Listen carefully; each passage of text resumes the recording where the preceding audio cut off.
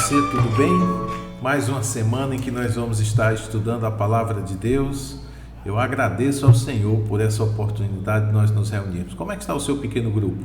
Você tem tido momentos de crescimento? A comunhão tem aumentado? A sua intimidade com o Senhor tem aumentado? Esse é o nosso desejo. Lembrando que nós vivemos conscientemente para imitarmos Jesus Cristo. Eu queria que você parasse um pouco agora e pensasse exatamente nisso. As pessoas reconhecem que você é um imitador de Jesus ou você está vivendo para você mesmo? Eu queria que você pensasse sobre isso, porque nós não queremos apenas estar entretendo crentes, nós queremos estar criando discípulos, fazendo discípulos, sendo nós também discípulos de Jesus. Então, vamos lá, vamos começar mais um estudo, mais um dia, pensando na Palavra de Deus.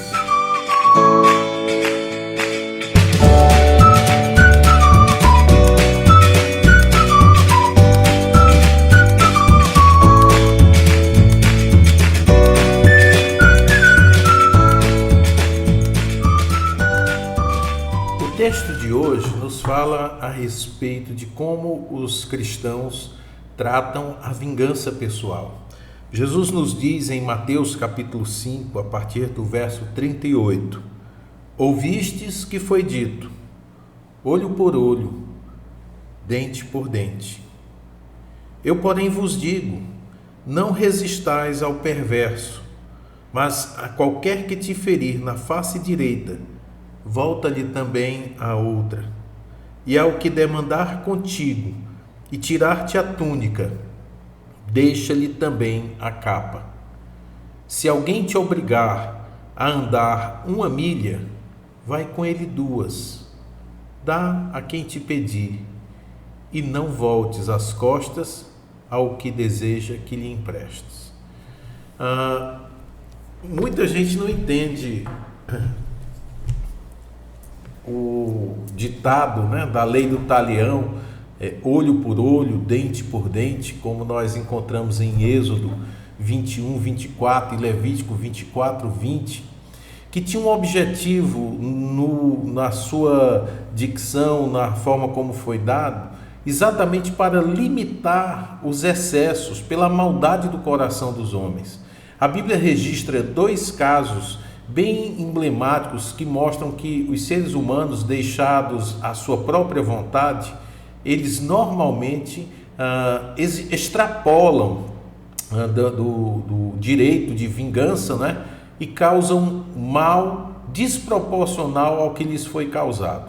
O primeiro caso que a Bíblia registra disso é de um tataraneto de Caim, um homem chamado Lameque. Lameque nos diz lá em Gênesis capítulo 4 que ele se gabava de uma situação. Ele diz assim: matei um homem porque ele me feriu e um rapaz porque me pisou. Veja então a desproporcionalidade entre a ação que ele considerou injusta, o homem o feriu, e o outro, um rapaz, o pisou. E qual foi a resposta dele? Ele matou aquelas pessoas, tirou a vida daqueles 2 homens que cruzaram o seu caminho. A gente podia dizer assim: rapaz, mas é porque é neto do Caim, o bicho era sanguinário mesmo. Mas nós vamos encontrar, mesmo na linhagem piedosa de Abraão, você vai encontrar uma história também em Gênesis 34, uma história terrível, em que um homem, Siquém, ele se apaixonou por uma das filhas de Jacó, Diná, e esse homem a tomou à força, a possuiu à força e a estuprou, E depois esse homem ficou muito apaixonado por Diná e pediu ao pai dele que fosse falar com Jacó para permitir o casamento. Talvez seria uma compensação, Ele teria decidido reparar aquele erro por causa do amor. A Bíblia deixa isso bem claro, que ele se apaixonou por Diná, e ele vai pedir a Jacó. Então o pai dele e ele vão pedir a Jacó a mão de Diná. Mas os filhos de Jacó, os irmãos de Diná, ficaram extremamente revoltados com aquele estupro Era uma loucura, um desatino que tinha acontecido em Israel. Então eles tramaram uma forma de punir aquele pecado. Eles disseram: olha, nós até aceitamos que você case com a nossa esposa, mas vocês são incircuncisos. Nós não aceitamos gente incircuncisa na nossa linhagem. Vocês podem fazer parte, você pode até casar com a nossa irmã, desde que você e toda a sua tribo, toda a sua cidade se circuncidem, como é o nosso costume. E aí o Siquém, apaixonado, não vai ser o primeiro homem apaixonado a fazer besteira, né? Ele concordou com aquilo. O pai, o filho, todos os homens da cidade, houve uma reunião, né? Um debate, e o pai do Siquém disse: olha, gente, eles são poderosos, eles têm muito gado, eles podem e devem morar aqui conosco, eles só pedem que a gente seja circuncidado para que a gente possa casar com as filhas deles e eles casarem com as nossas, nos aparentarmos, né? Fazermos uma aliança. E o povo aceitou, o povo achou que era uma boa ideia, os homens circuncidaram. E a Bíblia registra em Gênesis 34 que no terceiro dia, o dia que os homens estavam prostrados com dor, Simeão e Levi entraram na cidade daqueles homens e mataram todos os homens da cidade. Mataram Siquém, mataram Amor, que era o pai dele, e mataram todos os homens. Agora você imagina, apenas Siquém fez mal a Diná, mas todos os homens que foram circuncidados, todos os machos, eles acabaram mortos. Mesmo quem não participou, mesmo quem não concordou, mesmo quem achou que o Siquém tinha sido um bandido, um canalha em fazer aquilo, naquele dia morreu. Então, quando o Senhor nos traz a palavra olho por olho, dente por dente, Ele está limitando o alcance da malignidade dos corações humanos.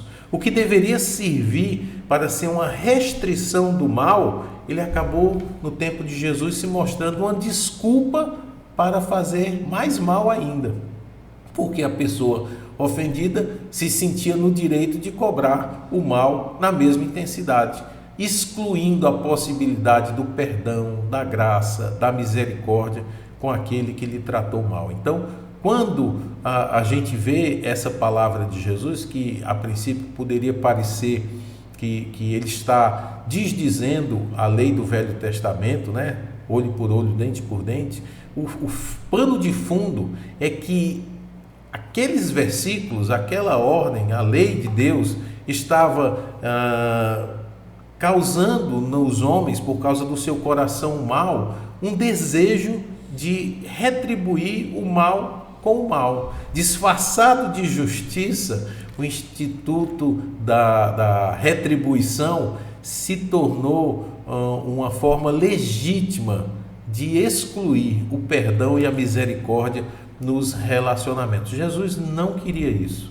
Por isso ele vai nos dizer: não resistais ao perverso. O contexto disso aí também é interessante.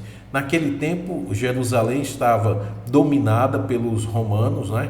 E os dominadores eram bastante cruéis com os dominados. Eles não deviam respeito a ninguém. É como uma situação de guerra, uma situação em que existe uma força militar ocupando um território. Então os civis eram muito maltratados. Esse versículo que nos fala aí, se alguém te obrigar a andar uma milha, ele tem um contexto histórico muito específico daquela época, porque o soldado romano tinha, por lei, o direito de exigir que qualquer homem o ajudasse a carregar cargas pesadas por até uma milha.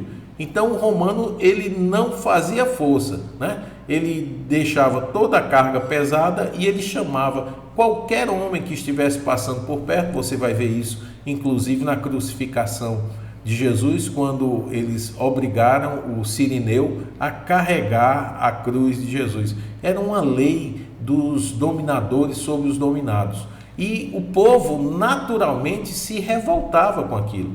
Eles queriam vingança, eles não aceitavam aquilo. E Jesus diz: não resistam ao mal. Ou seja, não se sintam no direito de se vingar vocês mesmos, né? Talvez essa seja a melhor resposta para matar esse instinto maligno do nosso coração, de retribuir o mal com o mal, de pagar com o mal aquele mal que nos fizeram. Veja bem, quando Jesus diz não resistais ao perverso, ele está dizendo não busquem a reparação da justiça, não busquem o tribunal para fazer valer a causa de vocês. Em outras palavras, Jesus estava dizendo não vivam para retribuir o mal. Não coloque no seu coração como a primeira opção, a primeira escolha, pagar o mal com o mal. Aquilo que fizeram de ruim com você, o seu coração imediatamente se arma e diz: ora, olho por olho, dente por dente, do jeito que me fizeram eu vou fazer. Assim a pessoa vai saber, vai sentir o que eu estou sentindo agora, essa pessoa vai entender. Agora tu está entendendo. É exatamente esse desejo maligno no coração dos discípulos de Jesus que ele quer evitar. Nós devemos colocar no nosso coração que, ao invés de pagarmos o mal que nos fizeram também com a medida, ainda que justa, do mesmo mal, nós colocarmos no nosso coração o desejo de perdoar e de ser gracioso. O Senhor fez isso conosco. Nós, seres humanos, ofendemos a dignidade real do Senhor Deus. Nós somos rebeldes, nós praticamos um crime de traição ao Senhor, quando nós resolvemos deixar que Satanás se tornasse o príncipe deste mundo, destronando de certa maneira, porque Deus não pode ser destronado, né? Mas destronando, vamos dizer assim, a gerência deste mundo, concedendo-a ao próprio diabo. E o que é que Deus fez conosco? Deus nos pagou na mesma medida, ainda que seja justa a nossa pena de morte. O Senhor amou o mundo de tal maneira que deu o seu Filho unigênito para que todo aquele que nele crê não pereça, mas tenha a vida eterna. Deus teve misericórdia daqueles que praticaram o mal contra ele, contra a sua dignidade. Assim também somos nós. Nós devemos buscar sempre ter um coração gracioso, misericordioso. Por isso que o Senhor nos fala aí: se alguém te obrigar a andar 1 milha, vai com ele 2.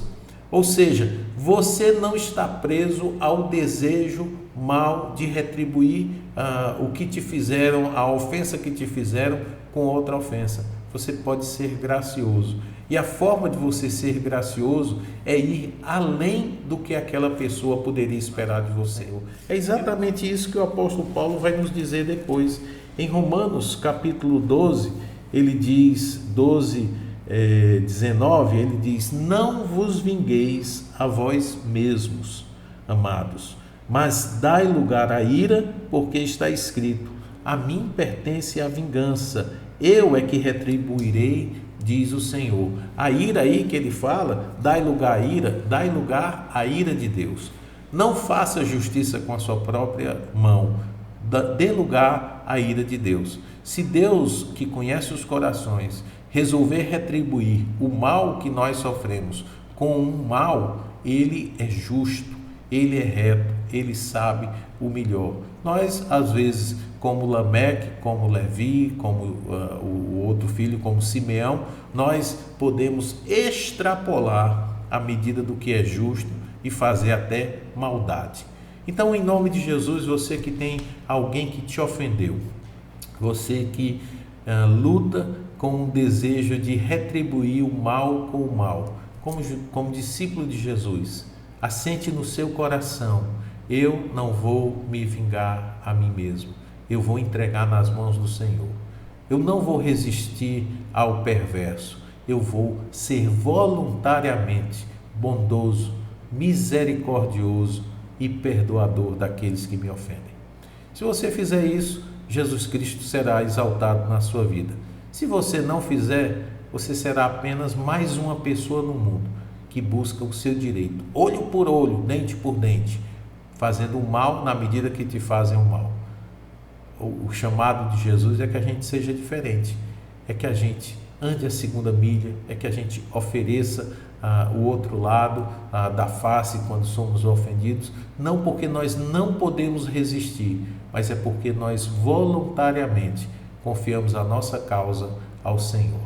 Que o Senhor te abençoe e que no nome de Jesus, aquelas decisões difíceis que você tem que tomar, como perdoar alguém, como andar a segunda milha, como ajudar quem te pede ajuda mesmo sendo mal para você, que o Senhor te ajude a tomar as decisões corretas do ponto de vista dele.